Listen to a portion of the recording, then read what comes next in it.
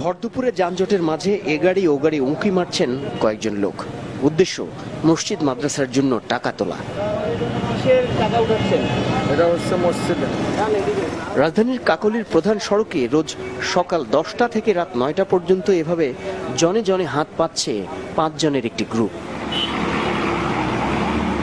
কোথায় মসজিদ আর কোথায় বা মাদ্রাসা, কে রাখে তার খোঁজ। শুধু সওয়াবের আশায় দান করছেন ধর্মপ্রাণ মানুষ। আমিও মসজিদে দান করি, কিন্তু এই ধরনের দান আমি কখনোই করি না। যে দিচ্ছে সে তো আল্লাহর জন্য দিচ্ছে, এখন কোথায় যাচ্ছে সেটা খুঁজে বের করার দায়িত্ব আপনাদের এবং পুলিশ প্রশাসনের। মসজিদের কাজ চলতেছে, 2-1 টাকা নূরে মোহাম্মদিয়া জামে মসজিদে দান করবেন। এবার তাহলে দেখা যাক মানুষের দানের এই টাকা আসলে যাচ্ছে কোথায়। সারাদিনে কত আসে কালেকশন? 1000, 1200, 1500 এভাবে হয়। তার মধ্যে আপনাদের পার্সেন্টেজ কত? আমাদের বেতনভুক্ত 200, 250 টাকা বেতন দেয়, কোনোদিন 200 দেয়, 250 দেয় দৈনিক। টাকা কি পরিমাণ ওঠে, কি পরিমাণ মসজিদে যায়? দৈনিক যায়, দৈনিক হিসাব আছে, কমিটির কাছে যান, এই নাম্বার আছে, সব ঠিকানা আছে। তাহলে যাওয়া যাক কালেকশন স্পট থেকে 1.25 কিলোমিটার দূরে মহাখালীর 7তলা বস্তি এলাকায়। সঙ্গে আছেন তারাও। অলিগলি পেরিয়ে খুঁজে পাওয়া গেল মোহাম্মদিয়া জামে মসজিদ। ততক্ষণে হাজির মসজিদ কমিটির সেক্রেটারি ওমর ফারুক ওরফে কেরু। একটা মসজিদ চালাতে গেলে খরচপতি আছে কিছু। তারা যে কালেকশনটা করে কিসের ভিত্তিতে? এরা কি যে যা দেয়, ওই যে মেমো নিয়ে করে, এমনি মেমো ছাড়া তাদেরকে দিয়ে দিচ্ছি কন্ট্রাক্ট হিসাবে। কি কন্ট্রাক্ট দিয়েছেন?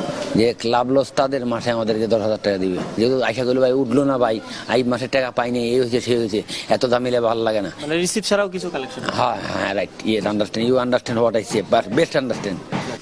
সংগ্রহকারীরা দৈনিক 1500 টাকা তোলার যে তথ্য দিয়েছেন সে অনুযায়ী মাসে ওঠে 45,000 টাকা। এর মধ্যে মসজিদ কমিটির হাতে যায় 10,000 টাকা, কিন্তু তারও নেই কোনো হিসাব। নায়িকা বিশ্বাসের উপরে, মসজিদের বিশ্বাসের উপরে টাকা পাইলে রিসিপ্ট লাগে না। আল্লাহর ঘরে দান করতে রিসিপ্ট লাগে না। ইন্নামাল আমানু বিন্নিয়ত, বুখারী শরীফের 1 নম্বর হাদিস। সেক্রেটারি নিয়মিত নামাজ পড়েন? না, আমি নিয়মিত নামাজ পড়ি না। আমি বললাম যে কনস্ট্রাকশনের ব্যাপারে আমি খুব ভালো, এই জন্য সবাই রাখছে আমাকে।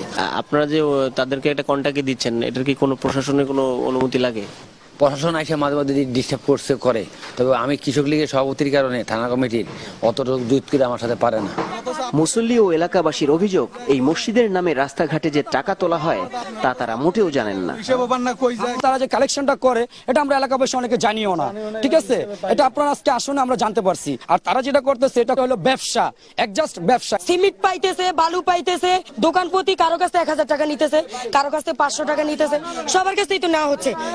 আমাদের মসজিদটা তো উন্নতি হচ্ছে না।